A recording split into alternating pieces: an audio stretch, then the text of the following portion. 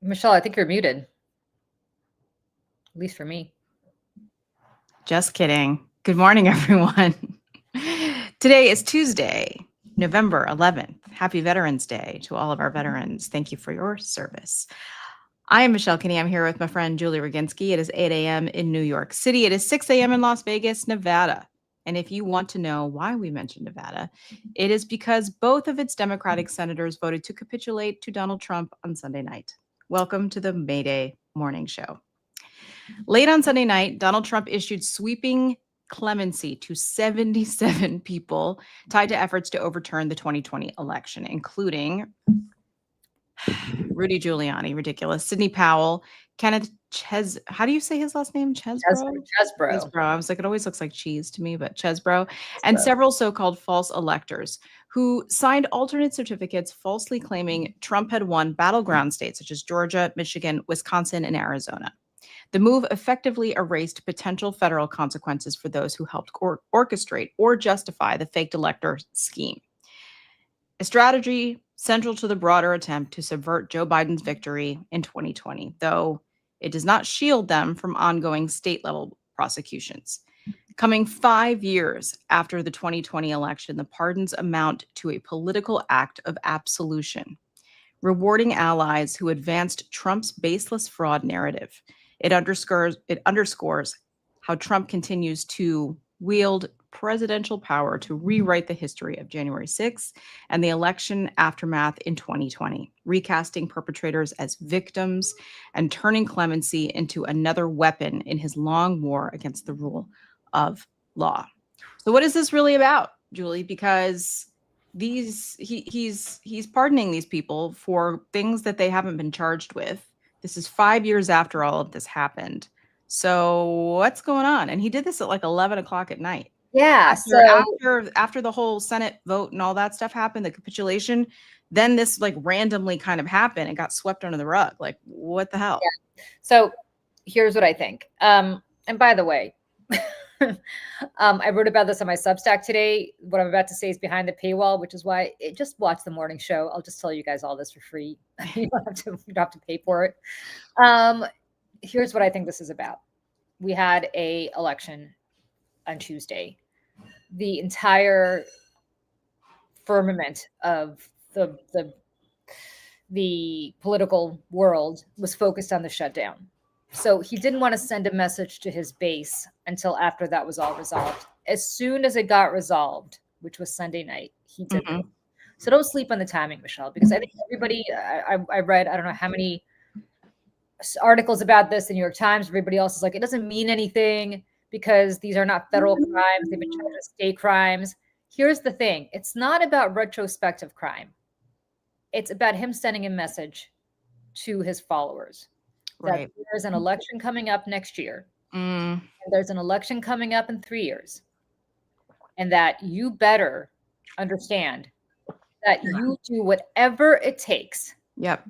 Whatever it takes to win those elections, even if it means cheating, you will be pardoned for it. There are no consequences to illegal behavior. So go ahead and do it because nothing matters more than winning. The ends justify the means every single time. And I will protect you. And I will protect you. And I will pardon you on the way out the door if that's what it takes in 2029, even though I don't think he's leaving.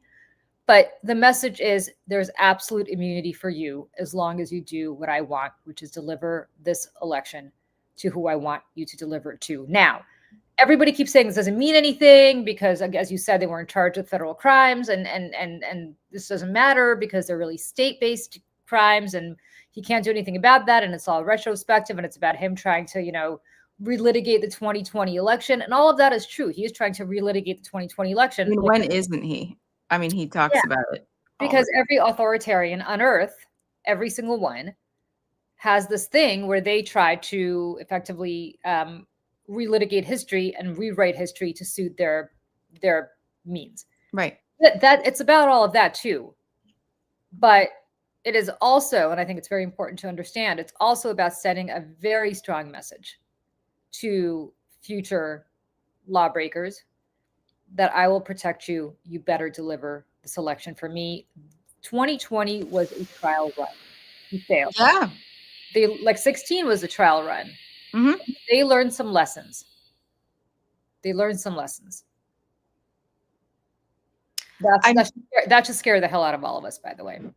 Absolutely. And again, there's not, I mean, for all of these people who were pardoned, including Mark Meadows, by the way, um, they were there was another ring of people around them that were institutionalists. There were people in charge in places that could put a stop to things. At least, they tried. And he wasn't successful. But as we said at the time, any coup attempt that is not held to account is just a practice run. And that's what that was. And we spent 4 years with a DOJ that did not want to be aggressive enough with one of the worst crimes against the United States government probably ever committed outside the Civil War. Yep. And Donald Trump is also one of those people, right? Like many authoritarians are. He vengeance runs through his veins, right? I mean, he will never give up. It will never be enough for him. So you better follow through with people like Donald Trump. You better follow through and not leave any room for error. Otherwise, they will come back with a vengeance that, yeah. I mean, and here we are. Here we are on November 11th, 2025, staring down the barrel of 3 more years of this, potentially more. All of these articles about Joe Biden being old and all of these articles about how Kamala Harris didn't have like a 20,000 page plan. It's all just or all this. It was such horseshit. And it was such a media generated bullshit thing. And what really upsets me about all of this is that it brought us to this moment where 4 years after that assault on the Capitol, this man was inside that very chamber. Yep. Outside, he was inside where they tried to break in. With the oligarchs of this country arrayed before him and members of Congress sitting in the back. Yep. Taking the oath of office. And I have to say, what is so upsetting to me about what happened on Sunday night and about these votes that were taken yesterday and about the fact that the Senate caved is that we tend to look at this kind of in isolation, right? Like, here's this bucket. January 6th happened. Here's this bucket. He pardoned all the people, false electors. Here's this bucket. He won't give health care to people who are about to have it go up thousands, if not tens of thousands of dollars a year. They're not going to be able to afford it. According to Bernie Sanders, 50,000 people will die. 15,000, excuse me. No, 50,000 people. 50,000 people a year will die unnecessarily. Yes, and 15 million will lose their health care. That's right. So, all of that is not, it's not isolated. And the way the media covers it, everything's covered kind of in isolated things. But what I think we have to pay attention to is this is all part of a larger plan. I truly believe this, to destroy this country from within. I just don't understand what other reason there might be. I mean, he is full of anger. He's full of hate. I think he knows and understands deep down that he lost that 2020 election, and he wants to take revenge out on the people who cost him that election, i.e. the American people. There's no other reason to do this, right? The American people, the Democrats. I mean, Anthony Scaramucci was on a podcast the other day. It's on his Instagram. He has a clip, and he talks about that, the liberals just have more fun. They're cooler, right? The liberals have, the celebrities, the better parties, the better clothes, the better food, the better music. I mean, and Donald Trump knows that. And he was never invited into the circles of people that were having the cool parties. He was always kind of looked at as kind of this joke, as a novelty, cheesy.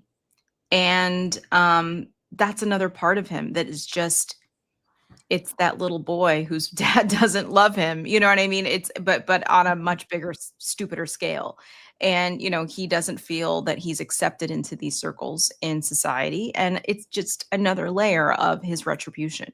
And that's why he goes after Jimmy Kimmel. That's why when he sees an audience full of people at the Oscars or the Emmys laughing at him, he can't take it. And this is why I always want to remind people because, I did spend several years making ads and videos to upset him. And Yeah. many times they did upset him and he reacted to them. He does not like being made fun of. He does not like being laughed at. So if you want to get to him, that is one of the fastest, easiest ways is to humiliate him. Yeah, and I think also look, he got booed at the Oh, yeah. Chargers, Like them. the Commanders game on Sunday. Mhm. After his people floated that they want to move the new stadium to Right. Navy Yard in Washington, and that they want to name it Name after it after him. I was like, get out. why? Unclear. Unclear. I He mean, just gotta stick his name. Listen, he's not gonna be satisfied until every building in America has his stupid name in those stupid block letters hanging outside every building. It's like he sees Kim Jong Un and how people in North Korea have to have pictures of Kim Jong Un in their home. And he wants that. He wants everyone to be thinking about him all the time, whether that's looking at his name or looking at his picture.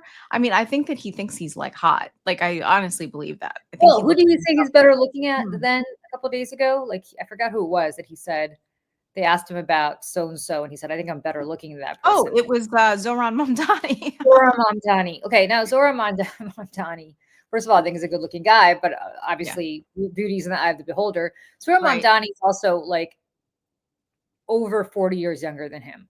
Yeah, he's 34 years old. He's 34. very young. Donald Trump is like 78, 79. I mean, he's literally 45, 79. Yeah, 75 years older than Zohran. 75, 45 years older than Zohran Mamdani. yeah. Like, calm down, my man. Like, okay. But what I think is also interesting about all this is that he got booed, I think, precisely because the people of the Mhm, DMV, the Delaware, Maryland, Virginia, Delaware, excuse mhm. me, District of Columbia, Yeah. Maryland, Virginia region wanted to send him a message, which was, we don't want your Yeah. goddamn on our Yeah, I was like, stadium. of all the stadiums, I was like, "You're gonna go to that one?" Like, So okay, Dallas Cowboys, okay, like, Kansas so City Chiefs, okay, but this? I don't know, guys. so That let's was stupid. yeah, so let's wait and see what he does in retaliation because it's coming. Oh, for sure. You know it's coming. I mean, look, he's already got troops on the streets of DC. I don't know. What's he That gonna are do? that he said now are gonna be there until at least February. I mean, again, and listen, the city of New York too, right? Because he's always Well, angry about New York. New York's very interesting. So here's what I think about New York. So Mamdani gets elected, which is, of course, Mhm. on the one hand, the worst nightmare for Republicans. On the other hand, what a great opportunity to just go after, Right, this guy who they made out to be this boogeyman. right. And but Zohran Mamdani said he's keeping Jessica Tisch as the police commissioner. And If we is she gonna stay? I mean, I don't know. I don't know if she's going to stay, but let's assume that she stays.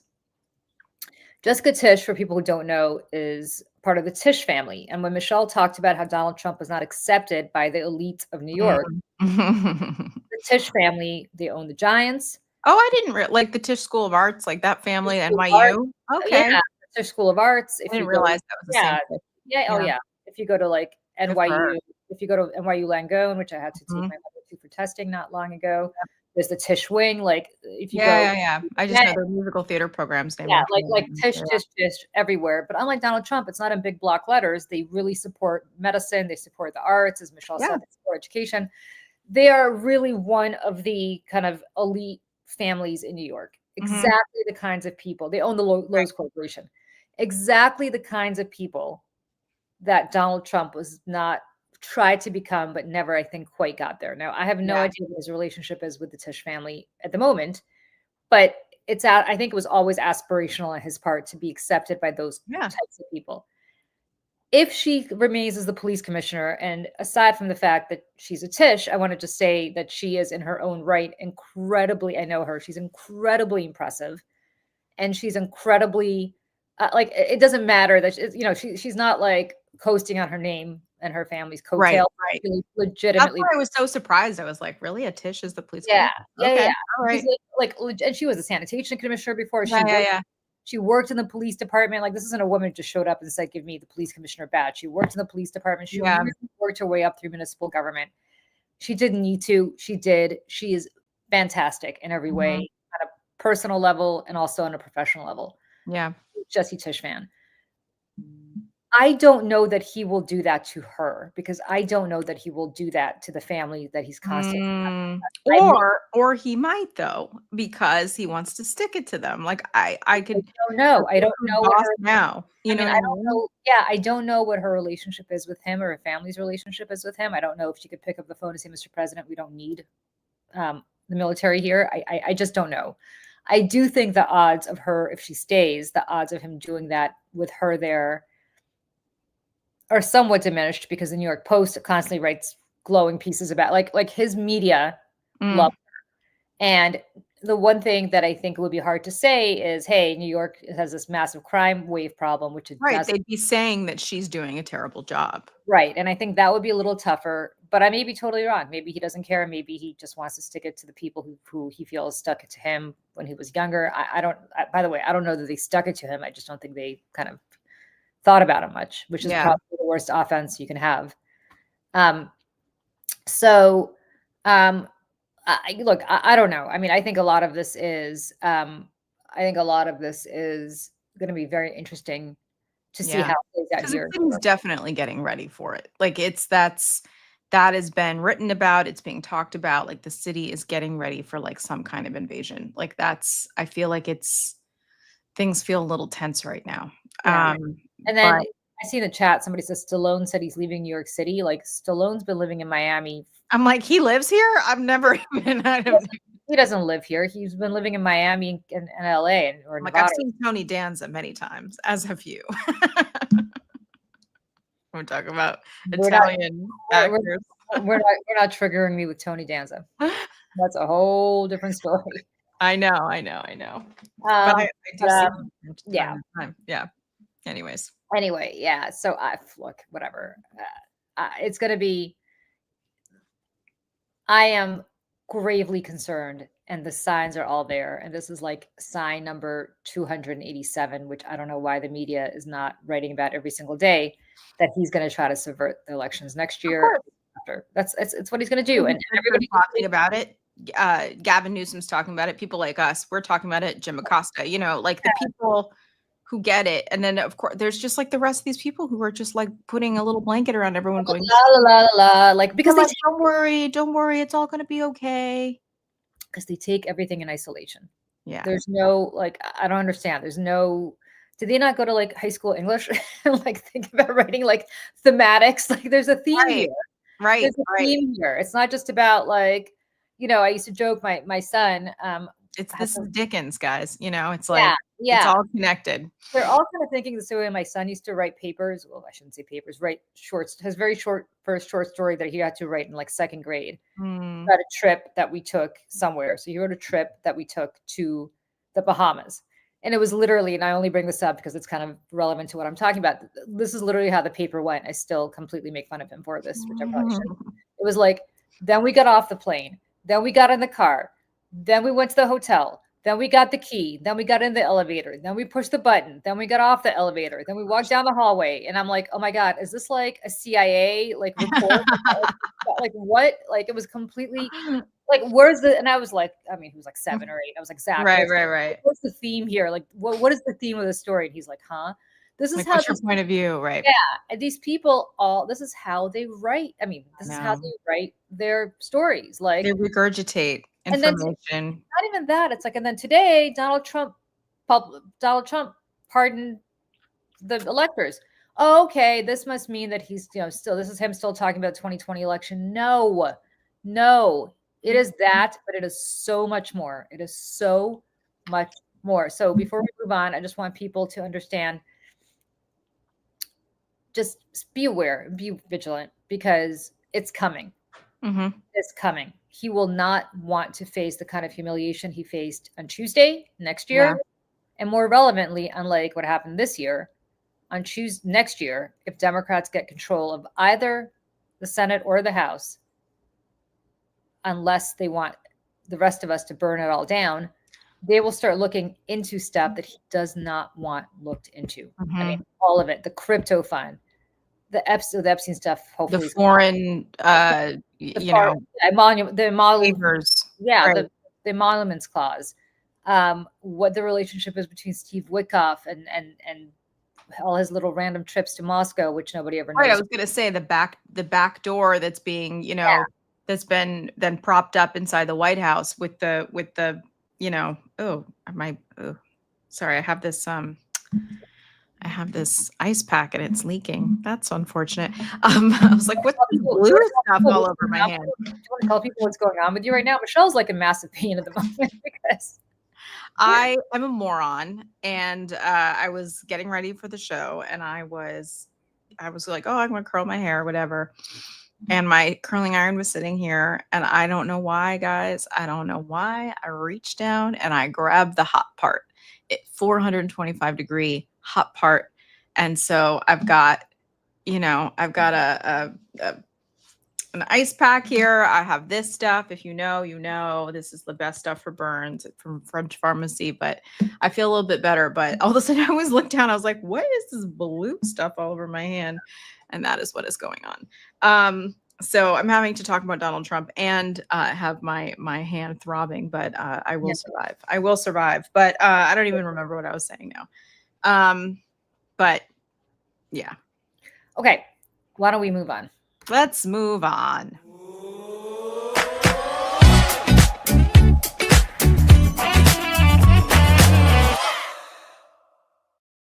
Guys, stop me if you've heard this one before. Brace yourselves because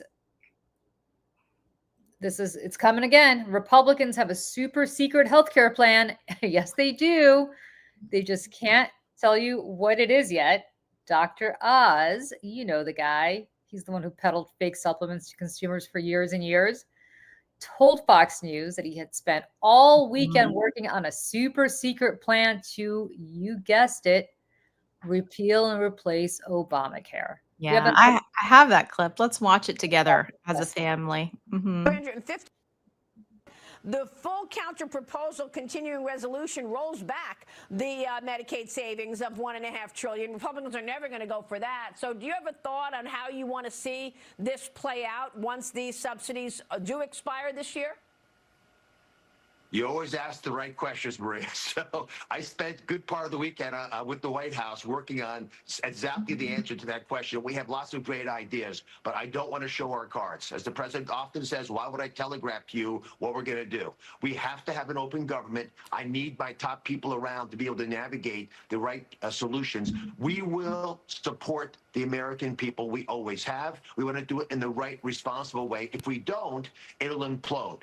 If we hadn't fixed Medicaid with the one big beautiful bill, it would have collapsed under the weight of its increasing expense. There was a 50% increase in Medicaid spending in the last 5 years since the COVID pandemic started. We're at peace. There's no virus. We've got to reset, right-size the program with things like the Rural Health Transformation Fund, where we're pouring $50 billion into rural American healthcare in order to fix a real problem. But we don't want to throw money at issues. We want to actually have tactical solutions that work, and it's happening.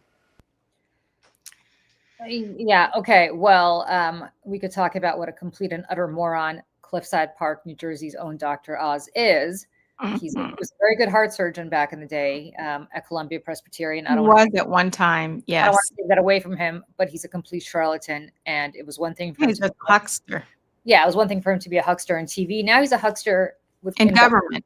Listen, Michelle, we talked about this before. 15 million Americans who are about to face skyrocketing premiums thanks to Republican refusal to expand ACA subsidies are waited with bated breath for Dr. Oz to tell them what his super secret plan is, which of course was so super secret that they'll never tell us. Right. Oh, I'm not going to give it away. I'm not going to show my cards. Yeah, but Michelle, we all get that. I think everybody watching this gets this. They've been peddling the same bullshit since Obamacare was passed 16 years ago, that they had a super secret plan. And any day now, they're going to release it. It's been 16 years. But wait. Dr. Oz, it may not be all lost for Dr. Oz because there's still gullible Americans who believe this nonsense 16 years after the Affordable Care Act was enacted. And Michelle, you guessed it. One of them, of course, is retiring New Hampshire Senator Jeanne Shaheen, who just voted to reopen the government, along with all the Republicans who had this to say. Can you play that clip? Yes, I can. You say you're getting a guaranteed vote by a guaranteed date on a bill that, as you said, the Democrats will be writing, and it will not be Republicans who will write it with regard to health care subsidies. If it needs 60 votes, Senator, what are the chances that this subsidy lives through the new year then? If you have to get 60 votes, the chances are what? That this survives the new year? Well, I think finally, because of the shutdown fight, we've had a number of Republicans who have figured out that this is an issue for them. This is not a red state issue or a blue state issue. It's an issue about making sure that people can afford their health insurance. And so we've heard from a number of our colleagues on the other side of the aisle that they're willing to come to the table, they're willing to work with us once the government's open to get this done. We've heard the same thing from the White House. So now we'll see. We'll see if they are really going to work with us to make sure that Americans can afford their health insurance. Well, Michelle, funny that you say that, because the Speaker of the House, who of course would have to post said bill to get it to the White House, has had this to say about that. We'd like to bring back to the table, because that will actually solve the problem and not just subsidize insurance companies. So you're not committing to bringing up a bill that deals with the Obamacare subsidies before they expire? I'm not committing to it or not committing to it. What I'm saying is that we do a deliberative process. That's the way this always works, and we have to have time to do that, and we will in a bipartisan fashion. If something passes the Senate, I can't. Yeah, the answer is no. The answer is absolutely that's not happening. The answer is they're going to dismantle affordable health care. And I just got something else to say, Julie. Because there's a lot of former Republican, never Trumper Republicans who've got a lot to say about this in the last 24 hours. This is a win. Everyone just needs to calm down. I'm going to need you to take several seats, because before Trump came along, you all were running your mouths in your career, in your daily lives, trying to destroy ACA for years before Trump came along. So, like, I don't trust you. Just stop. Take a seat. This is not your fight. Because I'm sorry, this is one of those instances where I'm like, you are part of the reason that we are here. So I really don't want to hear about it at all. Please and thank you. I mean, look, I got to say, our healthcare system in this country is ridiculous. It's insane. It's insane. And I just recall very clearly being 25 years old and being in the north of England, driving to Scotland. People who are watching the show from Great Britain will understand what I'm talking about. It was a cold and stormy night, and I was driving on the wrong side of the road, and I did not know what I was doing, and I was with a friend, and we were driving through some very rural, on some very rural road, and the road turned and my car didn't. And we went straight into some poor farmer's wall. Oh, no. And my friend, who was my friend at the time, my best friend at the time, was very, very tall. She was about 5'10", 5'11". And because she was so tall, she literally bent forward and straight into the windshield. She was wearing God, and she had an awful, it's fine. She was okay, but she had an awful concussion. Yeah, that's terrible. And the boom was so strong that all of these people at the pub, like a mile down the road, heard this crash and came running with their umbrellas and finally called the ambulance. I mean, they were fantastic. I wish I remembered the name of this little village somewhere in Northumberland, really not far from the Scottish border, because they were just the most wonderful people. And I always said, I will leave money in my will for them because they were just so great. But the moral of the story is that we were taken to the hospital. We were checked out. She had x-rays, she had MRIs, she had the whole thing. And we did not get a bill. Just never got a bill. Because that's how it works in other parts of the world, that in the most civilized parts everywhere. Right? We did not get a bill. Now imagine, and we didn't have healthcare in England. Now imagine if this happened here. I would have gotten a $30,000 bill just for in the ER. Yeah, they charge you like $500 for a Band-Aid. Yeah. So I say all of this to say that, this isn't a game, but what pisses me off is that when Obamacare was being debated, there was a provision to make sure that Congress had to be on Obamacare so that it would keep them honest. Yeah. That provision was removed in order to get support for the bill, which is shitty. Because these people all deserve to be on these exchanges, so they understand how shitty these exchanges are, but they're better Right. than nothing. I'm not suggesting they're good. I have friends who are on these exchanges. They're Yeah. they're the worst. But the point is, it's the only thing people have, especially But like it's something. well, look, if you're a solo practitioner, I don't know how else to say it. If you don't Yeah, have like an independent contractor or something yeah, like if you're that. an independent Yeah. contractor, or Mhm. you can't buy insurance. You Right. have to go on the exchanges Yeah. unless you're married or you have some other means of doing it. I mean, I know this because I shut my company down during COVID, and I had to, or after COVID, I should say, and I had to really consider what that meant, because if it was just me by myself, then I had to go on the exchanges, and luckily I have a husband, but nevertheless, like, Yeah. otherwise I would have been really screwed. Mhm. And they don't get it because they don't live it. Yeah. They have physicians who are in the House or the Senate, that if something happens, they just go to the Senate physician or the House physician and get it checked out. No questions asked. It's the thing, it's like you don't, unless you've ever been in a situation like that where you do not have access to healthcare, or Yeah. if you do, it will bankrupt you. Until you've been through something like that, you don't know. Yeah. And I mean, listen, but even then, the physicians that are in the Senate, Senator Cassidy, right? I look at him and he voted to confirm RFK Jr. as Health and Human Services Secretary. Like, that's where I'm just like, even sometimes when they know better, they won't do it. They won't do the right thing because they're just soulless, craven, selfish people. Here's the problem for the Republicans. First, it's about winning. But if you want to drill, it's solely about winning.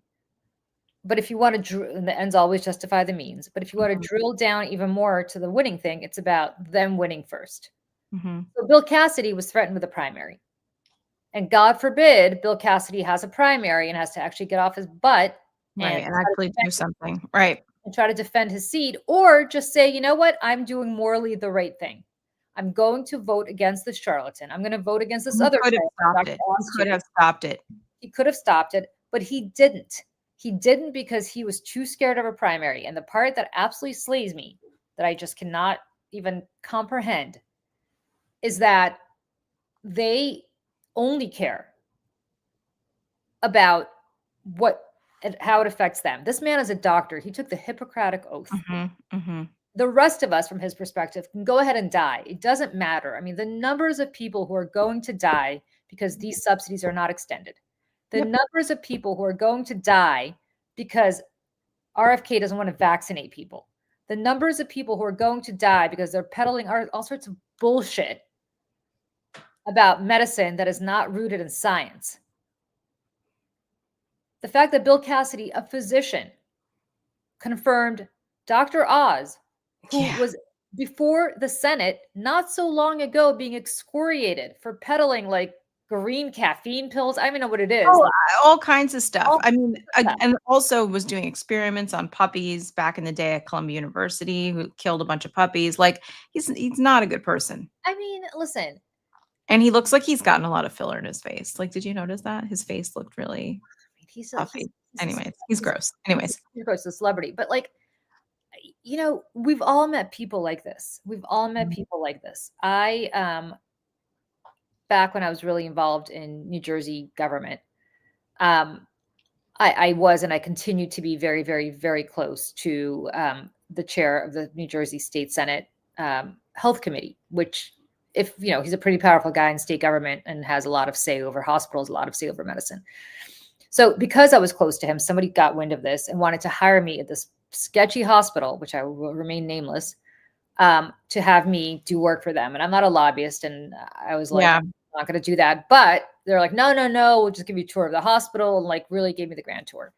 These were the biggest scam artists.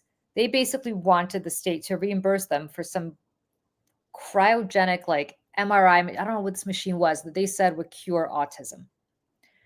And they, Yes. And they wanted to be reimbursed by the Division of Insurance in New Jersey for this machine that would cure autism. Now, if you're a desperate parent and some hospital comes to you, oh yeah, this whole thing was a big scam. This hospital comes to you and says, "Hey, we've got the super secret thing that will cure autism." You are going to do you're going to Yeah. your last penny, right? To save your child. And this is what this is. This is what Dr. Oz is. This is what Yeah. RF They prey on people. They're predators. They're predators on people who are truly desperate for cures, truly desperate to solve diseases. I'm not suggesting that modern science always gets it right, but these people have been consistent in peddling bullshit to line their own pockets. Knowingly. Because Dr. Oz, unlike RFK, who really probably has a brainworm in his head, Dr. Oz actually is a really, really good doctor. He knows better. He knows better. But that compound in Cliffside Park, New Jersey, was not going to build itself. And it wasn't going to build it just with Columbia money, even though he was making probably millions as a cardiothoracic surgeon at Columbia. Mm-hmm. I mean, it's so disgusting and it's so gross. And if you know these people, as I don't know them personally, I've been around Dr. Oz a little bit, but they're just gross. It's like I keep thinking back to those people who are like, and there's their machine that's going to cure autism. And I got the hell out of that hospital so fast, Michelle, because I'm thinking, I don't even want to be around you. You're so disgusting. This guy. I called this state senator, and I said to him, I go, you will not believe what I just sat through because they wanted me to talk to you about you. And he was like, oh my God, he was horrified. But I mean, it's all the more gross because Dr. Oz knows full well that he's not solving Obamacare. He's not going to spend the weekend working on some super secret plan. The weekend, really? The weekend? Oh, yeah. Let me spend the weekend. Yeah. And the thing is, too, it's like that they all have in common, all of these people, the grifters in the Trump circle, is they're knowingly doing it. They know they're knowingly harming people, and they don't care, and it will never be enough. That's the other thing. Like Dr. Oz is already insanely wealthy. Why does he need more money? Why does he need more money? But it's never enough for people. It becomes an addiction, power, right? Addiction to power and money. And it's like Professor Harold Hill, from The Music Man, coming to town, like conning the people. It's the same thing. It's an age-old story, It's what your former colleague over at Lincoln Project said. Everything Trump touches dies. Dr. Oz, I don't know if he thinks he's going to go back to TV after this and continue to grift on some show. It's over for Dr. Oz. It's over. And his career is dead. Mm-hmm. Because all the people who tuned into Dr. Oz before, now he's been tarnished with the MAGA brush. It's over. I don't know where he thinks he's running. He's not going to run in Pennsylvania ever. He doesn't live there. He lives in New Jersey. No, I mean, that was a big part of Fetterman's of course. media campaign. Was actually I guess he can go ahead and pretend to try to run in New Jersey, but I mean, the odds of him getting elected in New Jersey are negative, 10,000. Right. Which is even more insulting to the people of Pennsylvania. He was like, well, New Jersey won't elect me, but the Pennsylvania people, they're exactly. You know? I mean, he's not getting elected to dog catcher in New Jersey, which is where he lives. And so I don't understand where these people think they're going next. Yeah. I get the power. I get the fact that you now think you can control the healthcare system in this country, and you can. Mm-hmm. You're going to kill people. And that's why you don't put billionaire hucksters or millionaire hucksters in charge of healthcare systems. No. So anyways, Julie, let's talk about something that is going to make everybody else happy, which is in our next segment. Yes, we'll be right back.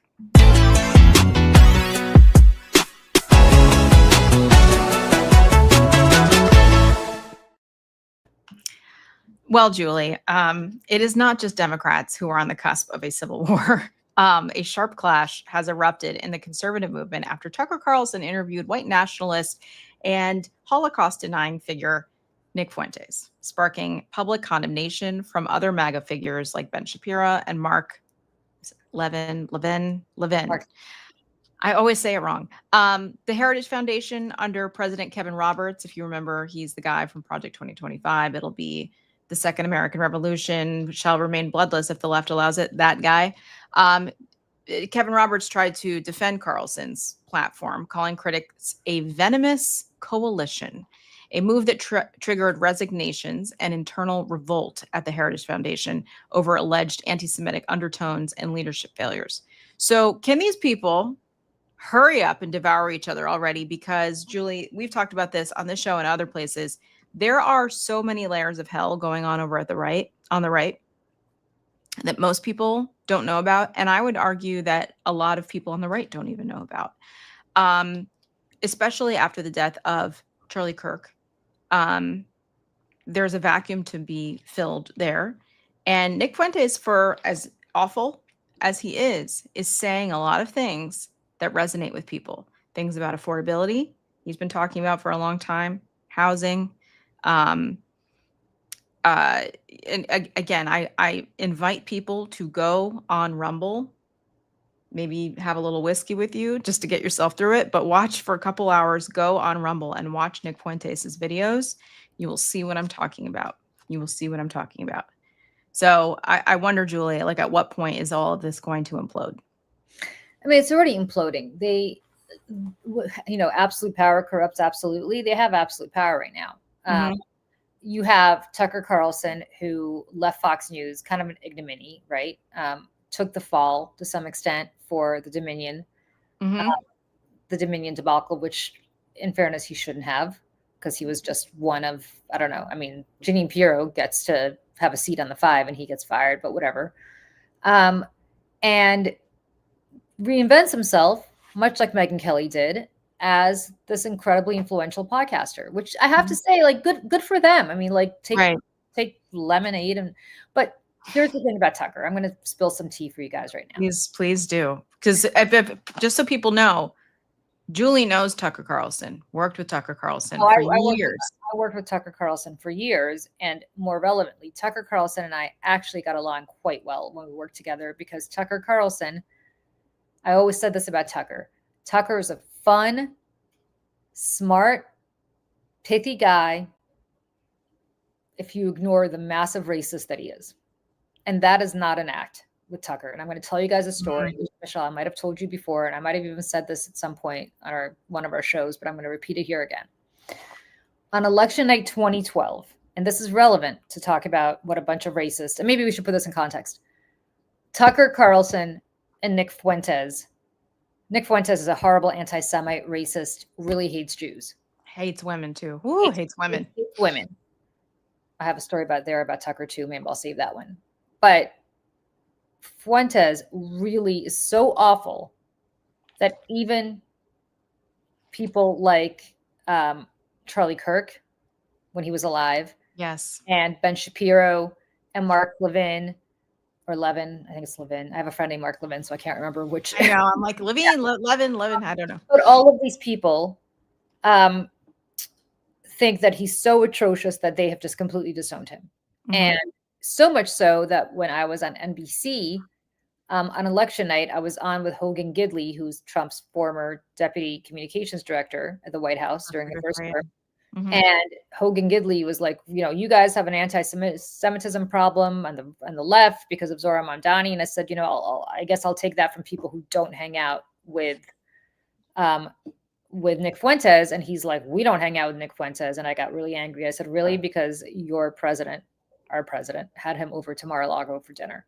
So Nick Fuentes is completely disgraced, but is now that Charlie Kirk is dead, really, really, really kind of going up the charts. And Tucker Carlson gave him a platform, which of course we could talk about that more. Unleashed holy hell at the Heritage Foundation. Kevin Roberts, the head of the Heritage Foundation, defended Tucker Carlson for doing it. That led to a tremendous amount of resignations at Heritage. Like, Nick Fuentes is a real problem for these. Yes. But Tucker stuck with Nick Fuentes. And I want to explain why Tucker stuck with Nick Fuentes because people don't understand what this is all about.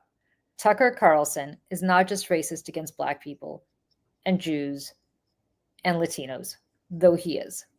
On election day, 2012, if people remember, Barack Obama won. Mm-hmm. They called Ohio for Obama. If I don't know if people remember this, but Karl Rove was like, no, Ohio can't. I remember that. He went crazy. Megyn Kelly got up and walked over to the brain I room. remember she had the camera crew with her. They walked up. The brain room. Is it true that Obama won Ohio? And the answer is Obama. Oh, it was delightful. It was delightful. It was delightful. Well, while that was all happening on set, right off the set, I was sitting with Tucker Carlson and Laura Ingraham. We were all about to go on air as soon as Karl Rove and that crew got off. We were like the second shift. We were about to go on air. And so we're waiting in the green room watching this, and we watched Megyn walk by us. And Laura Ingraham is so upset that she disappeared somewhere. I think she left. I'm not even sure she ended up being on air that day. She left. So now it's Tucker and me, and we're sitting by ourselves. And Tucker says to me, do you want to go smoke something in the bathroom? And I say, no. He was a big smoker at the time. I think he meant cigarettes, but I think I'm going to assume that's what he meant. And I said, no, I'm good. And he comes back and he's all despondent and he's like, oh, this is what a horrible day. And I said, not for me. My guy won. And sometimes Tucker forgot that I actually, because we bantered so well that I think he probably even forgot that I was a Democrat. But so he's really upset. And I say, hey, Tucker, I'm going to give you some advice. By the way, how stupid am I with this advice? If you keep treating people from Central, South America, Mexico, like they're criminals and don't ever start treating them like they're human beings, you're never going to win another national election. Latino community, the demographics are growing. You cannot keep referring to them as terrorists, as drug traffickers. You have to actually treat them like normal people. Right. And he's like, who's we? Because I'm not a Republican. He was very prided himself on being not a libertarian or whatever. Yeah. I said, listen, Tucker, like you're upset about Romney losing. Well, the reason Romney lost, part of the reason is because you guys treat people who are Latino like shit. And you got to stop. And you got to stop calling them criminals. You have to stop doing that or else you guys are never going to win another election. And Tucker Carlson looked at me and he goes, but Julie, they are criminals. And I said, what? Tucker, no, it gets worse. I said, Tucker, you sound like the people in the 1920s who would say no Irish need apply. Right. And we're super, I said, you can't categorize an entire group of people this way. It's the same way that they used to talk about the Irish being criminals or Italians being criminals, whatever, right? In the 1920s. And Tucker Carlson looked at me and he said, but they were. They're the ones who brought crime to this country. And I said, what are you talking about? And he said, we didn't have crime in this country until the mass migration of people from South and Eastern Europe. He goes, and the Irish with their whiskey and the Italians with their mafia and the Poles with their vodka. We didn't have crime in this country until that all happened. And I said, Tucker, how old are you? And he was just a few years older than me at the time. So I'm going to say he's maybe in his early to mid 40s at the time. And whatever age he was, let's say he was 44. He's like, I'm 44. Yeah. I said, I have never in my lifetime heard anybody say this. All I've heard my entire life, I've read about people in the 1920s who said this. And he was like, no, we had no crime in this country until that, he starts getting all intellectual with me about like the Eastern European migration and the South, Southern European migration. And until the Irish came here with the potato famine, where they brought their whiskey with them and the Italians brought their mafia with them. And I was like, holy shit, this is what the Ku Klux Klan used to say. Yeah, yeah. And every time Tucker Carlson, then several years later, Bill O'Reilly gets fired. They replace him with Tucker Carlson. Tucker's ratings were through the roof. Trust me, I watched. Right. But Tucker's ratings were through the roof in the Midwest. And the entire time I kept thinking, if these people who watch Tucker Carlson Right. knew what he thinks about them, if they are of Italian descent or Irish descent or anybody else, they would be shocked. Yeah. They would be shocked. So I'll say this about Tucker. I mean, like, this is what we're dealing with. Nick Fuentes, he's not just giving Nick Fuentes a platform because he's trying to be contrarian or it's a First Amendment issue or he wants to get, all the Reuther ratings for himself. I think he believes this stuff. Oh, 100%. Because Nick Fuentes talks a lot about Israel, right? He's very anti-Israel. For whatever reason, talks about, the people of Gaza, the Palestinians, and how they're getting screwed by the Israelis. And like, he talks about it a lot. And that is very similar to the talking points of Tucker Carlson, is not only his isolationist view, right, of foreign policy, but also his views towards Israel. And so they're very aligned on that. And that is where Nick Fuentes butt heads with Ben Shapiro, with Charlie Kirk big time. And Nick Fuentes, again, like, demons in that kid's, like, he's got demons, there's something going on there that he's not facing. Yeah. But he's an angry little man.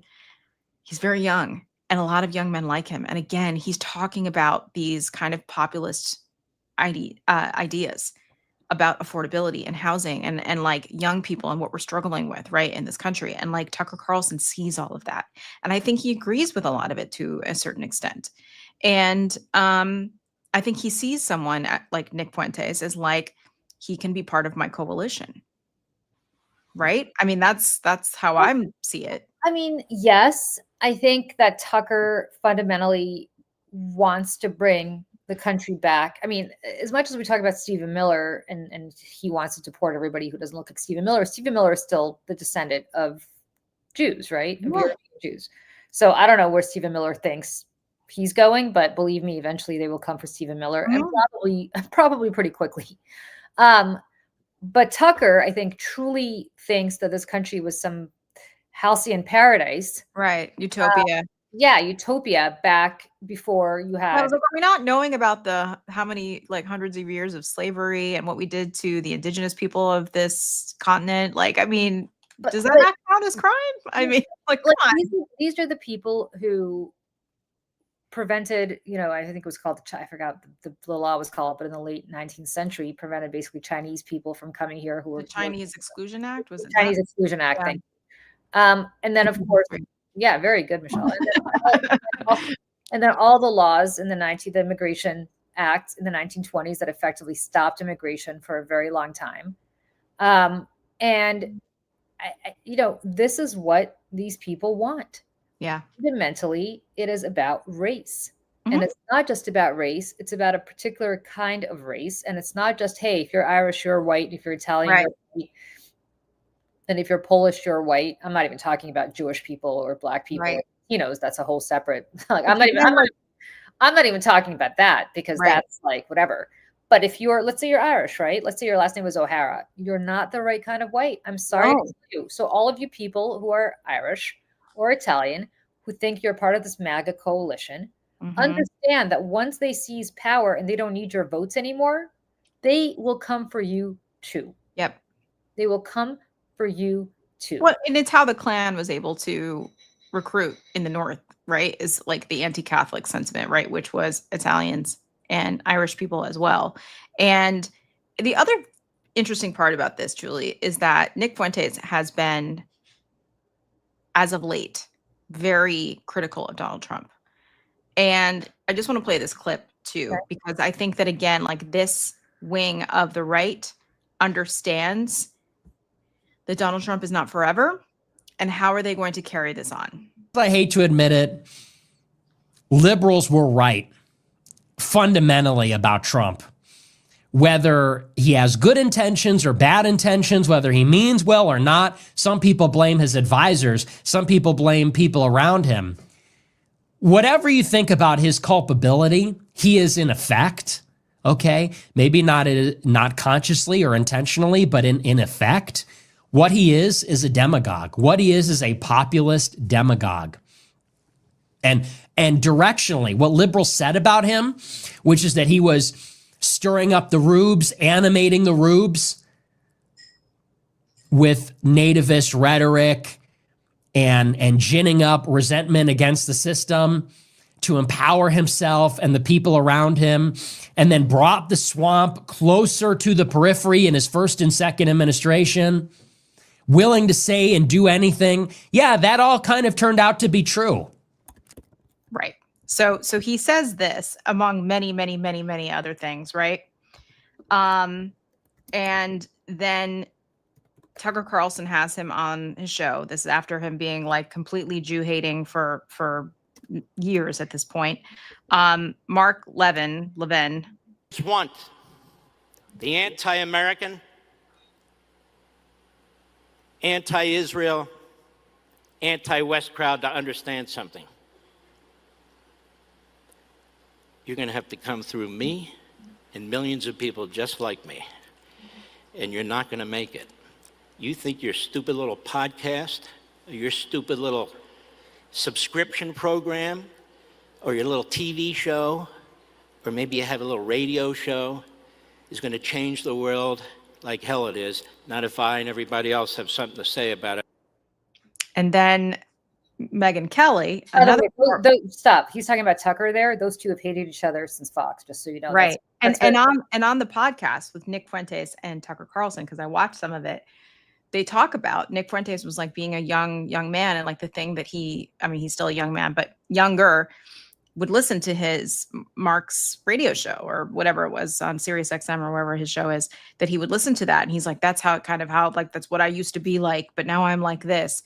And so Megyn Kelly, another former colleague of yours from Fox News, on a panel, Nick Fuentes has said a long list of very vile things. Big time, including attacking my dad, which was the most vile of all, in my opinion. Yeah. I mean, I personally have watched videos of him questioning the Holocaust, likening it to baking cookies in the oven, and there's no way you could have gotten to 6 million, seems to be his theory. He seems to think that we've way overstated the number of Jews killed in the Holocaust. He's ripped on poor Usha Vance in the most offensive terms, which I mean, so what do you say to those people? Say, why didn't you raise any of that? Do your own interview the way that you want to do it. You're not my editor. Buzz off. I mean, I don't know. You want to go yell at Nick Fuentes? I'll give you his cell. Call him and go sit and yell at him and feel virtuous or whatever. That's up to you. I got the same thing with Putin. Why aren't you yelling at him? Okay, why? So I can show that I'm a good person? I care about what my wife thinks, my children think, and God thinks, and that's it. I don't need to prove that I'm a good person to you. You may think I'm a terrible person. Okay, I'm just doing my thing, which is I want to understand what people think, and I'm committed to that. And if you don't like it, don't watch. That's my view. Yeah, I also have to respect that. By the way, that's absolutely true. He does not care what anybody thinks except his wife and his kids. Like that part is 1,000. As vile as he is, that must be like, I don't know. He must sleep well. I don't know. Well, I think it's fascinating that he's like, he went after my dad, and that's the worst thing that you can do. Yeah, because his mom took off and left them. And you know what? It's not actually the worst thing that he can do. Like, he's literally calling for the suppression of Jews and others. But I'm glad that he went after Mr. Carlson, who, by the way, used to run NPR. Really? His dad. Oh, yeah. Interesting. Yeah. So, Tucker, as much as he's like, I don't care, I only care what my wife and my kids think, he's making a lot lot of money spewing what he's doing. I mean, he took that huge Fox News audience with him to some extent. And grievance. Mm-hmm. And Tucker voted for Trump in 2016, despite thinking, he said this to me, despite knowing that Trump was a clown, utter clown. He lived in the District of Columbia at the time. He lived in D.C. And I said to him, Tucker, why did you vote for Trump? Like, I had never expected him to vote for Hillary, but I was actually surprised that he voted for Trump. And I was like, but why did you vote for Trump? And he goes, to stick it to my neighbors. Because he lived in Northwest D.C., which is very liberal. Right. And very affluent, but also very. I wanted to stick it to my neighbors. It's all about sticking it to the libs. That's all Tucker is motivated truly by two things. One is he's absolutely right. He loves his wife and his kids. He's motivated by that. He's married to the same woman who he's been dating since they went to boarding school together. I think she was the principal's daughter, so the headmaster's daughter, like, and she looks exactly as you would picture her to look. Very nice woman. But he's also motivated by sticking it to the libs, and he's made a lot of money sticking it to the libs. Oh yeah. And there's a lot of grievance with Tucker because Tucker got bounced from everywhere he's ever worked, right? Tucker used to be at MSNBC. He got bounced. Tucker used to be CNN, Jon Stewart, Crossfire. Right? He got bounced. Tucker used to be a great writer, and I forgot, that wasn't the Washington Post, but he used to write for some pretty mainstream publications. He got bounced. Tucker was rejected from the CIA. Yeah, he got rejected from the CIA. He ultimately got bounced by the Murdochs. Now, Roger Ailes, who I used to work for, with whom I have my own complicated history, did not like Tucker Carlson, did not want him to anchor any shows. They gave him Fox and Friends on the weekends that they then gave to Pete Hegseth after Tucker got moved up. But Roger Ailes did not like Tucker Carlson. Everything about Tucker Carlson was everything Roger Ailes couldn't stand. The elitism. Really? The elitism, the condescension, the coastal kind of, he doesn't like smarty pants guys. Like he always, he always said he'd rather hire from Ohio State than from Harvard for that very reason. Which, okay, you know what? I get it. Great. Okay. Anyway, did not like Tucker. Rupert Murdoch liked Tucker, and the boys like Tucker. Lachlan and James like Tucker, and they're very similar. Very similar, entitled young men who then became middle-aged men. Very elitist, coastal elites, very wealthy, grew up very wealthy, and feel entitled to everything they have. So he got that job because Rupert Murdoch gave him that job, and he consistently said he didn't care who he pissed off. He treated Suzanne Scott, the head of Fox News, like shit, from what I understand. This is after I left. Yeah. Because he didn't care. He had the protection of the Murdochs. And when he lost the protection of the Murdochs, I think it was almost like losing the protection of a father figure in Rupert Murdoch. So he's pissed. He's pissed. He's got a massive chip on his shoulder. And the stuff that's been sitting inside him, which is, I am a white Anglo-Saxon Protestant. Yeah. And I am going to only support white Anglo-Saxon Protestants because everybody else ruined this country. It's always been sitting within him. Now it's coming out.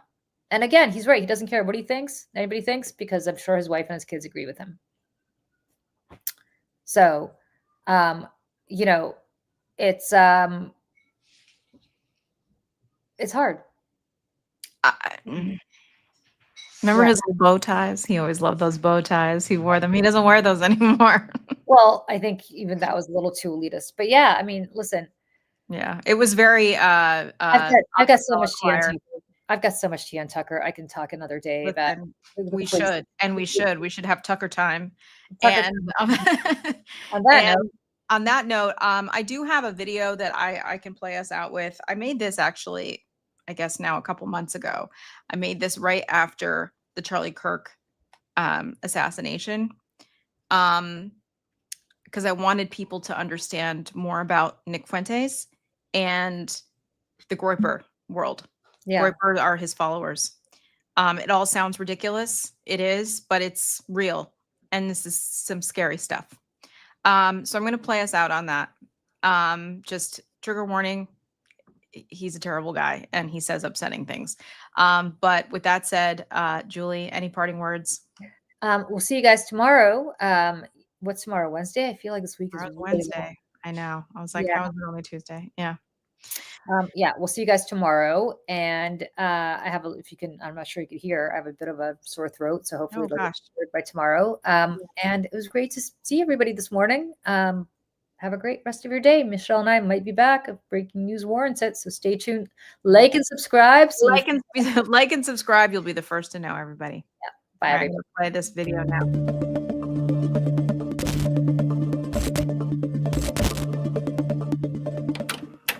This is the video. He quote tweets the video. He says, Jew hate has no place in civil society. It rots the brain. Once again, if you feel so confident, then debate me. What's the excuse at this point? Well, I don't want to platform him. My show is bigger than your show. I'm a bigger live streamer than you. What's the argument? We don't want to give him any oxygen. My ideas are mainstream. Half your audience believes my ideas. What's the argument? The only reason that Charlie Kirk will debate every college kid, every leftist, every socialist, but not me, is because he'd lose. It's that simple. Who is the youth with? When you saw the Nell extreme with me versus Hassan, who is the audience with, me or him? The only reason, everyone knows, Charlie Kirk will not debate me because I would fucking devour him. I would eat him alive. And at the end of the day, that's going to happen one way or the other. Whether he chooses to confront me or not, whether he has dignity and honor or not, it's just a matter of time. My ideas are already there. I've already impregnated your organization. I took Turning Point USA and I fucked it. I took your organization, I took your baby, Turning Point USA, and I fucked it. And I've been fucking it. And that's why it's filled with groypers. That's why your whole crew, that's why the people around you, that's why your chapter presidents, that's why your attendees, they're all groypers. So whether you choose to confront me or not over the honor of your Turning Point USA, it's immaterial to me. I'd like it. I just get a sick satisfaction out of it. Because I like to win. But we're already there. And this whole ideology, Zionism plus free market, it's dead either way. You know it. I know it. Pretty much the whole world knows it's over. In the last 7 years, who's moved closer to who? Could anybody accuse me of stealing Charlie Kirk's ideas? No. Has Charlie Kirk every step of the way moved in degree closer to me? Tried to ape my bit, my ideas, my style? Oh, no question. No question. We already own you. We own you. We own Turning Point USA. We own this movement. Whether you decide to have dignity about it and face me or not, that's up to you. That's something you'll have to tell your children. When Nick Fuentes became the future, when the Groypers took over the movement, did you take a valorant last stand? Were you courageous? Were you bold? Did you go down swinging or did you go down like a bitch? Did you run and hide? That's the only thing when you're explaining that to your family, Mr. Family Man. When you're explaining to your wife, when she's saying, why won't you just debate Nick Fuentes? And you got to explain to her. When your kids grow up, why didn't you just confront Nick Fuentes? You got to explain to them why you were afraid, why you were a coward. That's the only difference. Immaterial to me. We already won.